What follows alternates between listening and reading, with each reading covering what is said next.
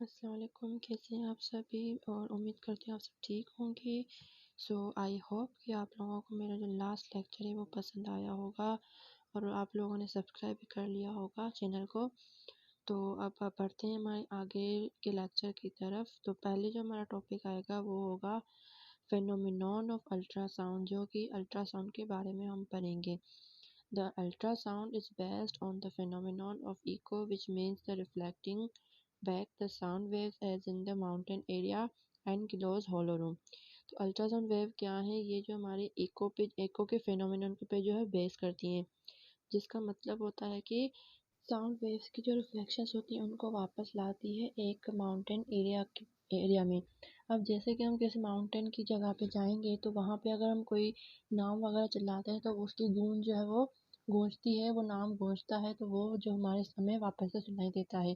तो ये भी इसी तरह से जो है उसकी रिफ्लेक्शन देता है साउंड वेव्स की, जो हमें वापस सुनाई देती है हमें मशीन के थ्रू।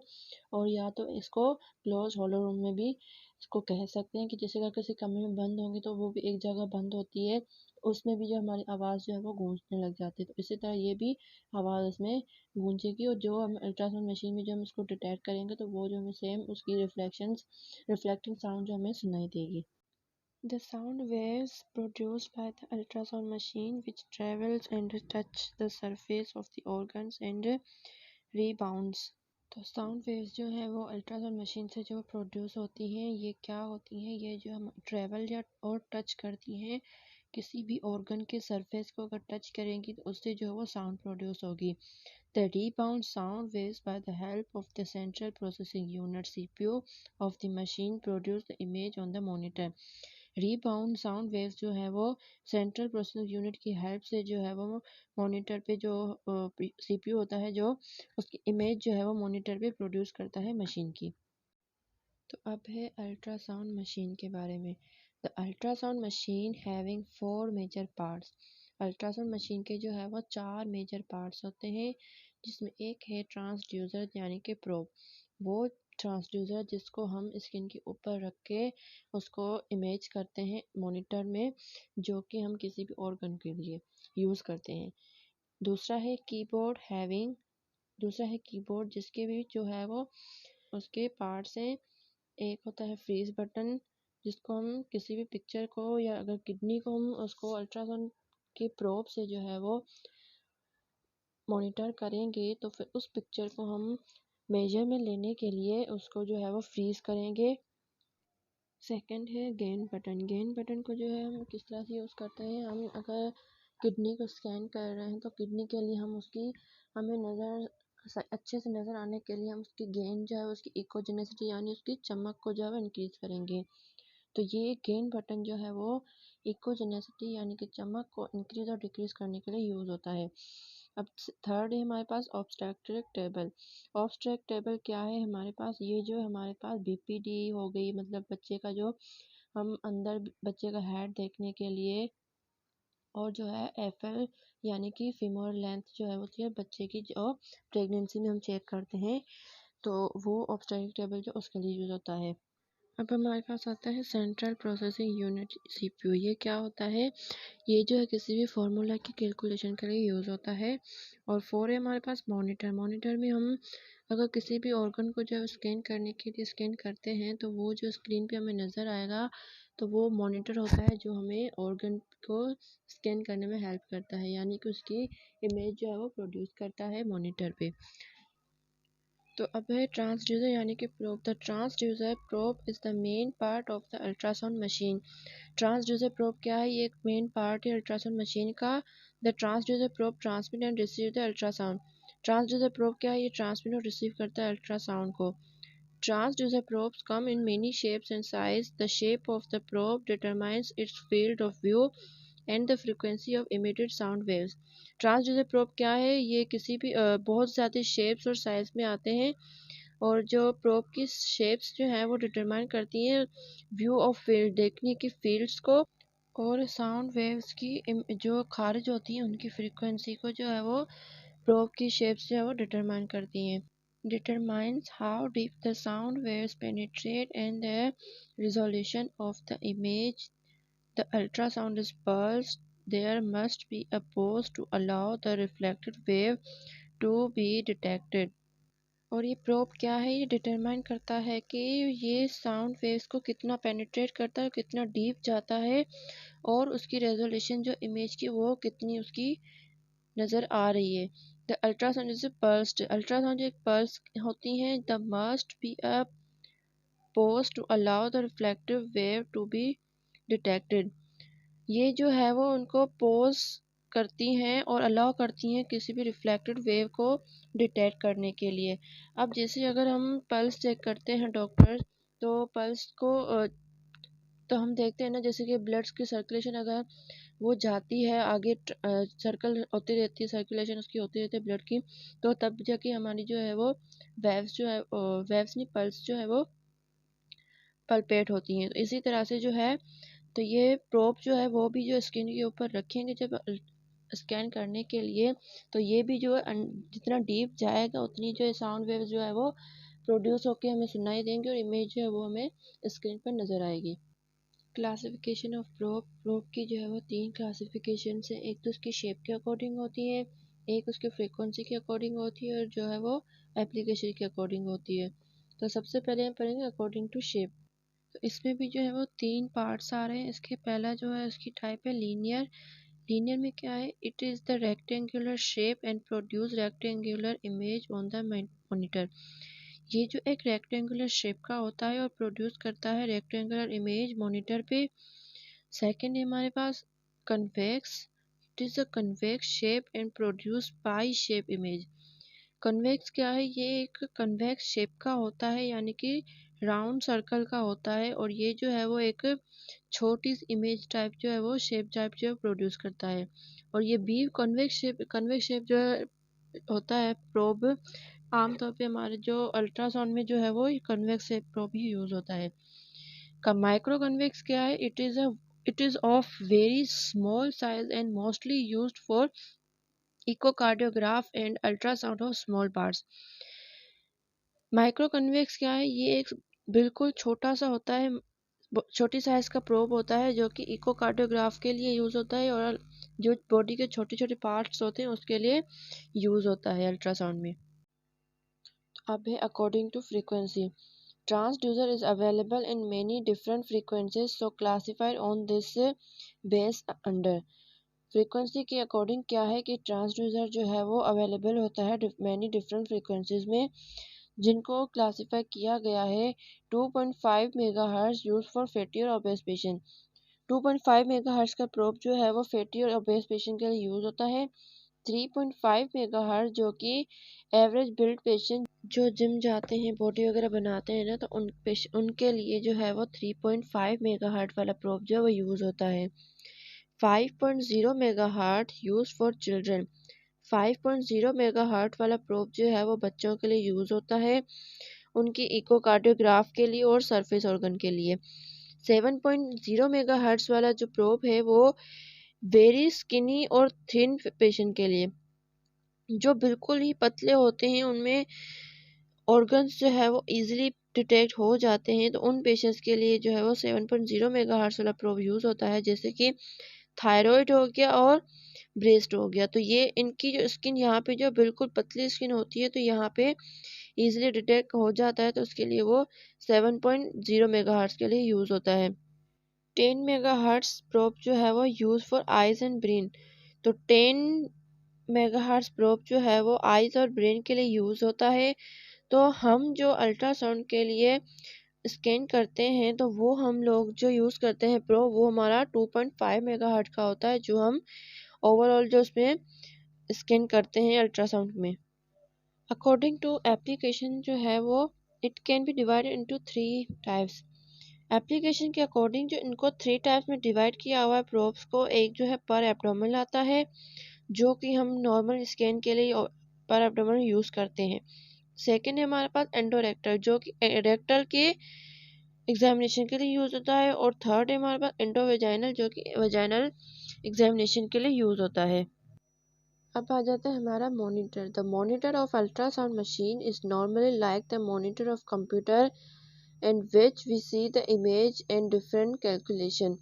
मॉनिटर क्या है? ये एक अल्ट्रासाउंड मशीन का मॉनिटर है जो कि नॉर्मली ओरिजिनल कंप्यूटर के मॉनिटर होते हैं उसकी तरह दिखता है और जिसमें हम इमेजेस को देख सकते हैं और एक डिफरेंट कैलकुलेशन के लिए भी यूज़ कर सकते हैं।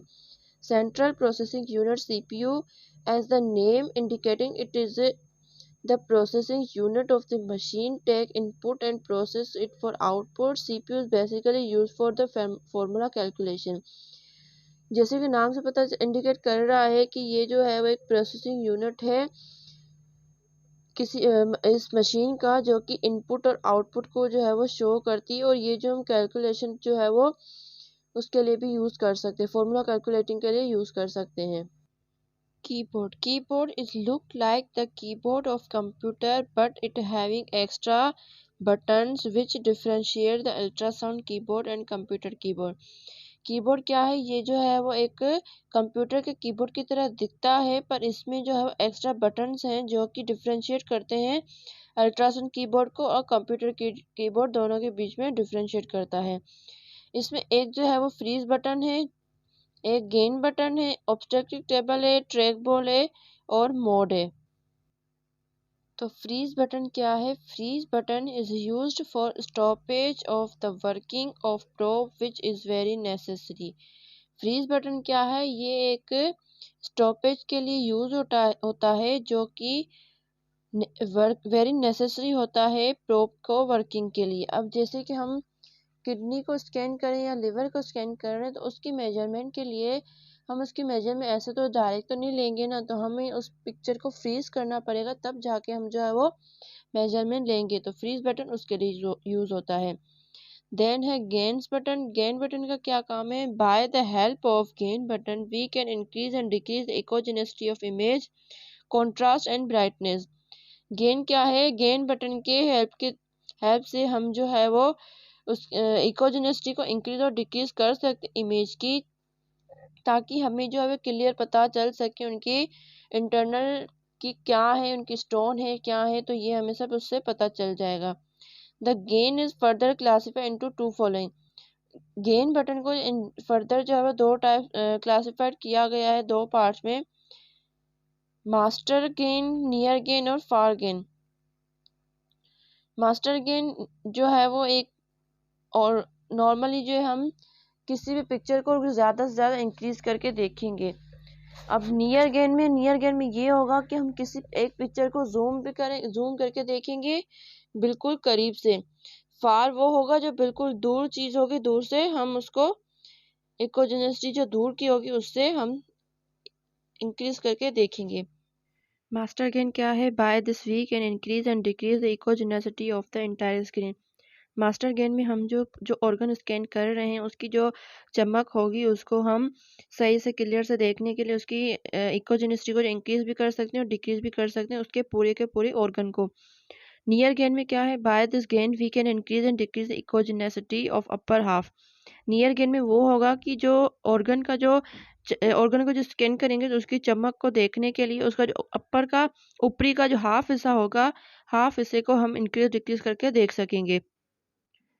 अब है फार गेन। फार गेन में क्या होगा? By the using of this gain we can increase and decrease the echogenicity of the lower half of screen.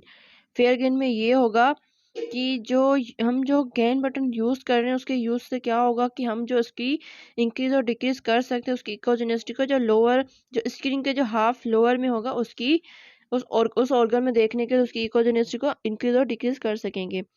अच्छा, आप लोग इस पिक्चर में देखिए, इसको दो हिस्सों में डिवाइड किया हुआ है, एक अपर और एक लोअर पार्ट में, सही है।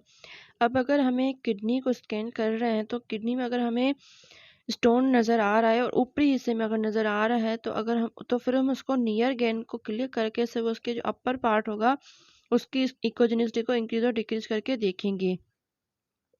अब हम नीचे लोअर पार्ट में आ जाते हैं। अगर लोअर पार्ट में हमें कोई डिजीज नज़र आ रही है या कोई स्टोन नज़र आ रहा है तो हम उसमें फार गेन का जो ऑप्शन होगा उसको हम प्रेस करेंगे तो उससे जो हमें जो उसकी जो इकोजेनेसिटी होगी उसको भी हम डिक्रीज और इंक्रीज करके देखेंगे तो ये हमारे पास फार गेन में आ जाएगा। थर्ड था हमारे पास जो है वो मास्टर गेन था। मास्टर गेन में हम क्या करेंगे? हम ऑर्गन की जो पूरे के पूरे जो इंटायर किडनी होगी उसके पूरे के पूरे ऑर्गन को, उसकी जो इकोजेनिसिटी होगी, उसकी चमक होगी, उसके पूरे ऑर्गन को इंक्रीज और डिक्रीज करके देखेंगे।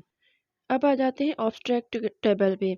Obstruct table is use to measurement of special things like BPD, biparietal distance, FL, femur length, AC abdominal circumference.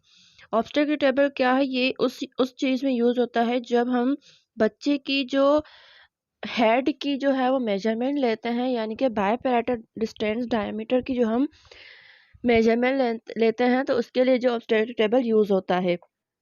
Female length यानी कि अगर हम बीपीडी और फीमेल लेंथ उसके लिए चेक करते हैं, हम उसकी बच्चे की जो है वो वीक्स जानने के लिए, हम वीक्स को जानने के लिए हम ऑब्स्ट्रैक्ट टेबल यूज़ करते हैं, फीमेल लेंथ की मेजरमेंट लेते हैं ताकि हम पता चले कि बच्चा जो है कितने वीक्स का है और कितने महीने हो गए हैं।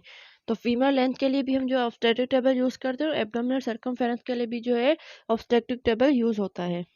अब ट्रैक बॉल है। Track ball is like a mouse which help in the measurement of 3 dimension. Track ball क्या है? ये एक माउस की तरह होता है, जैसे नॉर्मल कंप्यूटर के माउस होते हैं, तो उसकी तरह जो हेल्प करता है हमारे लिए मेजरमेंट, जो 3 डायमेंशन में हमारी मेजरमेंट्स होती हैं उसके लिए यूज़ होता है। अब आ जाता है इम्पीडेंस मैचिंग यानी कि जेल। अब जेल का क्या काम होता है? When ultrasound passes through two very different materials, the majority of it is reflected. जब अल्ट्रासाउंड जो है वो पास होता है दो डिफरेंट मटेरियल्स के थ्रू, जो कि इसकी रिफ्लेक्टेड की मेजॉरिटी होती है। This happens between air and the body. ये जो है एयर और बॉडी के बिटवीन होता है, meaning the most ultrasound waves never enter the body. जिसका मतलब होता है कि बॉडी में जो इंटर नहीं होती उसकी अल्ट्रासाउंड की waves. To prevent this large difference in impedance, a coupling medium gel is used between the air and the skin. जो मोस्ट अल्ट्रासाउंड वेव्स जो है वो बॉडी में एंटर नहीं होगी, तो ये क्या है? प्रिवेंट करती हैं लार्ज डिफरेंस प्रिवेंट करती है किसके? कपलिंग जो मीडियम जेल होती है।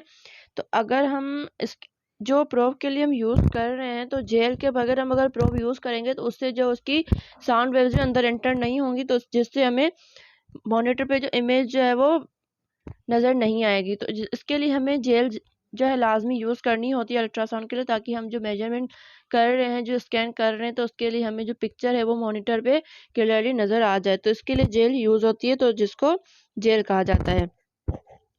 It reduces the friction and makes the movement of the probe very easy during ultrasound. ये जो है जेल जो क्या है, ये रिड्यूस करती है फ्रिक्शन, जो कि मूवमेंट के दौरान जो फ्रिक्शन होती है प्रोब की, वो इजीली ड्यूरिंग अल्ट्रासाउंड जो है वो उसकी मूवमेंट को रिड्यूस कर देती है। It replaces the air between probe and skin, hence we get the clear cut image on the screen. ये प्रोब और स्किन के बिटवीन जो एयर को डिस्प्लेस करती है, और उस तब जाके हमें जो है इमेज पे जो है स्क्रीन नज़र आती है, क्लियर कट इमेज नज़र आ जाती है स्क्रीन पे। Plan of the ultrasound examination. अब अल्ट्रासाउंड एग्जामिनेशन का प्लान क्या होगा? We do the ultrasound examination on different plans. हम जो अल्ट्रासाउंड की एग्जामिनेशन करते हैं वो डिफरेंट प्लान्स में करते हैं, मीन्स के अलग अलग तरीके से करते हैं। अब जो हमारे पास फर्स्ट आ रहा है वो है लॉन्गिट्यूडिनल प्लान या लॉन्ग एक्सिस। अब लॉन्गिट्यूडिनल प्लान क्या है? We keep the probe vertically on body, the nose of the probe down, so we see the imaging on the screen the lower end of the organ on the left side of the screen. अब हम अगर probe को जो है वो vertically मतलब सीधा अगर रखेंगे बॉडी पे, और उसकी जो उसमें एक नोच होती है वो हम नीचे के साइड करेंगे प्रोब के, तो इससे क्या है, हमें फिर जो है इमेजिंग जो स्क्रीन पे नज़र आएगी, उसके नीचे के जो लोअर एंड होता है वहाँ पे हमें नज़र आएगी, और ऑर्गन के लेफ़्ट साइड की जो स्क्रीन है वो हमें नज़र आएगी इससे लॉन्गिट्यूडनल रखने से। सेकंड है ट्रांसवर्स प्लेन और शॉर्ट एक्सिस। ट्रांसवर्स प्लेन क्या है? We keep probe horizontally on body and notch of the probe on left side of patients and the image on the screen we see is so. अब हम क्या करेंगे, जो probe है वो horizontally रखेंगे, यानी कि बिल्कुल दरमियानी रखेंगे, जैसे कि हम अगर पेज पे एक लाइन ड्रॉ करेंगे हॉरिजेंटली, तो वो हमारे इस तरह से हम जो हॉरिजेंटली रखेंगे उस नोच को, और उसकी नोच जो है प्रोब की, वो हम लेफ्ट साइड पे करेंगे पेशेंट के। तो अब फिर हमें क्या है, उसकी स्क्रीन पे जो इमेज वो नज़र आएगी। एग्जाम्पल क्या है इसकी, left ovary on left side and right on right side. अब इसी से ही हमें अगर लेफ्ट साइड देखेंगे तो हमें ओवरी लेफ्ट साइड नज़र आएगी, राइट साइड की देखेंगे तो हमें स्क्रीन पे इमेज जो है वो राइट साइड नज़र आएगी। अब हमारे पास आता है ऑब्लिक प्लेन। ऑब्लिक प्लेन क्या है, at different times we also need to seen in oblique plane to have a best possible diagnose. अब अगर हमें कोई अच्छी सी बेस्ट डायग्नोज पॉसिबल डायग्नोज करनी है, तो उसके लिए हम उसको प्रोब को जो है वो तिरछा टाइप रखेंगे, तो तब जाके अगर हमें पूरी कंफर्म डायग्नोज करने के लिए चाहिए तो हम उसको प्रोब को तिरछा रख के उसकी स्कैनिंग करेंगे। तो ये हमारे पास ऑब्लिक आ जाएगा। अब है concept of the image on the screen. अब स्क्रीन पे जो इमेज आती है उसका कंसेप्ट क्या है। The concept of the image which we see on the screen may be understood as follow. इसका कंसेप्ट क्या है, जो हम स्क्रीन पे इमेज देखते हैं तो इससे क्या है कि हमें उसको जो देख रहे हैं उसको समझ के उसको फॉलो करते हैं। तो ये हमारे पास कंसेप्ट होता है। अब एलएस स्कैनिंग क्या है, मतलब longitudinal sectional scanning. When we keep the probe vertically on the body, think as you are keeping the knife on cake and cutting it into two halves, removing on one of the half and look from the side, and whatever we see is the image on the screen. अब जब हम probe को vertically रखेंगे तो body पे, तो सोचिए जैसे कि आप केक पे नाइफ रखते हैं कटिंग करने के लिए, इस तरह से जो प्रोब हम वर्टिकली रखेंगे और उसको जो है अब हम हाफ में देखेंगे तो हाफ लेफ्ट में, जो अगर लेफ्ट किडनी देख रहे हैं और तो हमें लेफ्ट किडनी जो स्क्रीन पे नज़र आएगी, तो फिर हम साइड पे स्क्रीन पे देखेंगे कि हमें पिक्चर सही से क्लियर नज़र आ रही है या नहीं आ रही। अगर नहीं आ रही है तो फिर हम उसको प्रोब को इसको डिस्टेंस से लेके जाते हुए चेक करेंगे जब तक हमें क्लियर कट इमेज नहीं मिलती। ट्रीएस स्कैनिंग क्या है, trans sectional scanning. Keep the knife horizontally, cut the cake into two half, upper and lower. अब कीप इसको हम नाइफ जैसे हॉरिजेंटली रखते हैं उसको दो पार्ट्स में कट करने का, तो हम प्रोब को भी इसी तरह रखेंगे अपर और लोअर की तरह, जो जिससे क्या है कि remove the lower end see from the foot and what we see is shown on the screen. तो ये वही सेम बात हो रही है। अब इसको हम अगर हॉरिजेंटली रखेंगे तो ऊपर, और जैसे हाफ कटिंग में होता है केक में, तो इसी तरह से हम हॉरिजेंटली रख के उसको चेक करेंगे इमेज को, फिर देखेंगे मॉनिटर में कि स्क्रीन क्या शो कर रही है। ये ट्रांससेक्शन स्कैनिंग जो है हम ब्लैडर को स्कैन करने के लिए यूज़ करते हैं। जो लॉन्गिट्यूडनल सेक्शन स्कैनिंग जो होती है ये हम उसमें लिवर हो गया, किडनी हो गई, इसमें हम यूज़ करते हैं। पेशेंट प्रिपरेशन क्या होगी, there are two important points for ultrasound. Patient preparation के लिए जो है वो दो इम्पोर्टेंट पॉइंट्स हैं अल्ट्रासाउंड के लिए। फर्स्ट है एडिक्वेटली फिल्ड यूरिनरी ब्लैडर। पहला हमारे पास है कि जो हम पेशेंट के जो अल्ट्रासाउंड कर रहे हैं तो हमारे जो पेशेंट है उसका यूरिनरी ब्लैडर जो है वो फिल होना चाहिए। It act as a window and displace the gases around the uterus. ये क्या है, एक विंडो की तरह जो एक्ट करेगा और उसकी गैसेस जो होंगी अराउंड यूट्रस के वो डिस्प्लेस होंगी। On the other hand it should not be over distended as it may obscure. अब क्या होगा, दूसरी साइड पे अब पेशेंट का जो ब्लैडर है वो इतना भी फिल नहीं होना चाहिए कि हम उसकी जो पैथोलॉजी है उसको कंप्रेंस ना कर पाएँ और उसकी कोई डायग्नोस को वो मिस कर दें, गैस्ट्रेशन चेक जो हमसे मिस हो जाए। ये हम यूट्रस के लिए यूज़ करते हैं। यूट्रस की अगर स्कैनिंग करेंगे तो उसमें जो हम गैस्ट्रेशन चेक देखेंगे तो इतना भी यूरिनरी ब्लैडर फिल नहीं होना चाहिए पेशेंट का कि जो उसका जो ब्लैडर का प्रेशर पड़े उस पर यूट्रस पे और हम वो मिस कर दें, जो गैस्ट्रेशन चेक वगैरह होगा वहाँ मिस कर दें तो उसकी वो सही से डायग्नोस नहीं हो पाएगी। There are at least 4 different examination in which we need full urinary bladder. हमारे पास एटलीस्ट 4 डिफरेंट जो है वो एग्जामिनेशन टेक्निक्स हैं जो हम यूरिनरी ब्लैडर को फिल करने के लिए नीड होती हैं। फर्स्ट है अल्ट्रासाउंड फॉर पेल्विस। पेल्विस के अल्ट्रासाउंड के लिए हमें यूरिनरी ब्लैडर फुल करवाना होता है पेशेंट का। अर्ली प्रेगनेंसी के लिए KUB यानी कि किडनी यूरिनरी ब्लैडर के लिए। अल्ट्रासाउंड प्रोस्टेट, प्रोस्टेट के अल्ट्रासाउंड के लिए जो कि मेल का होता है उसके लिए भी हमें ब्लैडर जो फिल करवाना होता है। सेकेंड हमारे पास क्या है, एम्प्टी स्टमक और fasting for at least 6 to 8 hours. Stomach के लिए अगर हम लिवर का जो एग्जामिनेशन कर रहे हैं, स्कैनिंग कर रहे हैं तो उसके लिए स्टमक जो है वो खाली होना चाहिए, ताकि जो है वो जो गॉल ब्लैडर है अगर वो खाली होगा तो कॉन्ट्रैक्ट नहीं होगा तो उसमें जो हमें कोई स्टोन वगैरह होगा तो वो हमें ईजिली पता चल जाएगा। तो हम जो पेशेंट को बोलेंगे कि 8 आवर फास्टिंग में जो है वो अल्ट्रासाउंड के लिए आए। We advise the patient to come with 6 hour fasting for ultrasound upper abdomen specially to see the gall bladder. हम पेशेंट को एडवाइस करेंगे कि वो 6 घंटे की फास्टिंग में आए अल्ट्रासाउंड के लिए, जो अपर एब्डोमेन का होता है। तो स्पेशली फॉर गॉल ब्लैडर के जो स्पेशली गॉल ब्लैडर का अल्ट्रासाउंड उसमें जो है पेशेंट को बोलेंगे 8 आवर की फास्टिंग में आए, 8 या 6 आवर्स की। Because if the patient takes the meal, the gallbladder gets contracted and we are unable to see any stone or pathology in gallbladder. अगर पेशेंट ने खाना खाया हुआ होगा तो ब्लैडर जो है वो कॉन्ट्रैक्ट हो गया होगा, तो उससे जो क्या है हम किस पैथोलॉजी जो होगी कोई भी गॉल ब्लैडर की उसमें स्टोन या उसकी पैथोलॉजी जो गॉल ब्लैडर में जो स्टोन होगा तो उसको जो हम डिटेक्ट नहीं कर पाएंगे। Moreover, in the fasting condition, there is less gas shadow in the intestinal lumen, which make the ultrasound examination easier. अगर ज़्यादा से ज़्यादा फास्टिंग कंडीशन होगी तो उससे क्या है कि गैस की शेडोज जो है वो कम होंगी, तो इससे क्या है इंटेस्टाइनल ल्यूमेन की, तो जिससे एग्जामिनेशन अल्ट्रासाउंड का होगा वो इजियर हो जाएगा। What should ask patient before ultrasound? हम अल्ट्रासाउंड से पहले पेशेंट को से क्या क्या क्वेश्चंस पूछेंगे। एनी क्वेश्चन ऑफ सर्जरी, हम पूछेंगे कि कोई सर्जरी तो नहीं हुई, ऐसे ना हम लोग एग्जामिनेशन कर रहे हैं हमें किडनी को जो है वो स्कैन नहीं हो रही, तो उनका कोई किडनी का जो है वो ऑपरेट हुआ होगा या फिर गॉल ब्लैडर उन्होंने निकलवाया होगा। इससे पहले जो हम पहले पेशेंट से जो हिस्ट्री लेंगे। When did the patient have his last ultrasound report? ये पूछेंगे कि उन्होंने जो लास्ट अल्ट्रासाउंड करवाया था उसकी रिपोर्ट उनके पास है और उन्होंने कब करवाया था, ये भी हम उनसे पूछेंगे। Have the patient brought any previous lab test or x ray? ये भी पूछेंगे कि उनके पास कोई लैब टेस्ट या एक्सरे वगैरह हैं जो उन्होंने लास्ट टाइम करवाए हैं।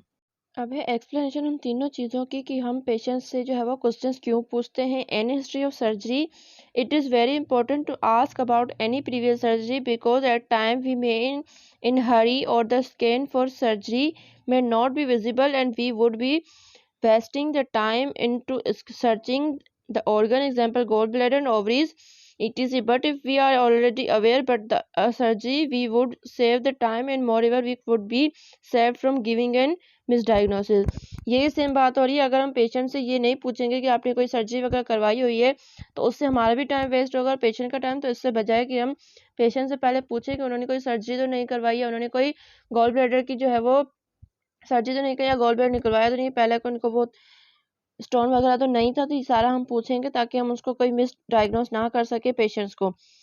सेकेंडली हमारे पास why to bring the previous ultrasound report. तो अब हम पेशेंट से अल्ट्रासाउंड की जो प्रीवियस रिपोर्ट क्यों मांगते हैं। We should always ask for previous ultrasound report because it makes the ultrasound examination easier and we could do the comparative study specially in case of gynae of liver abscess और renal calculi etc. क्योंकि ये हम हमेशा पूछते हैं कि उनकी ultrasound report इसलिए पूछते हैं क्योंकि हमें ये अल्ट्रासाउंड एग्जामिनेशन में हेल्पफुल करता है, ईजियर हो जाता है, ताकि जो कंपेरेटिव इसकी स्टडी है केसेस की जो गायनी की स्टडी है तो उससे हमें इजीली पता चल जाएगा कि इन्होंने किस चीज़ का अल्ट्रासाउंड पहले करवाया और किस चीज़ का हमें उस पर ज़्यादा फोकस करना चाहिए। अगर रीनल कैलकुलाई था तो हम देखेंगे कि अभी वो चीज़ है या ख़त्म हो गई है, या कोई लिवर डिजीज़ है, पहले थी नहीं थी तो अभी है नहीं है, तो ये सारा हमें उस रिपोर्ट से पता चल जाएगा। थर्ड है हमारे पास why to bring previous lab X-ray report. हम लैब एक्सरे रिपोर्ट्स क्यों मांगते हैं प्रीवियस।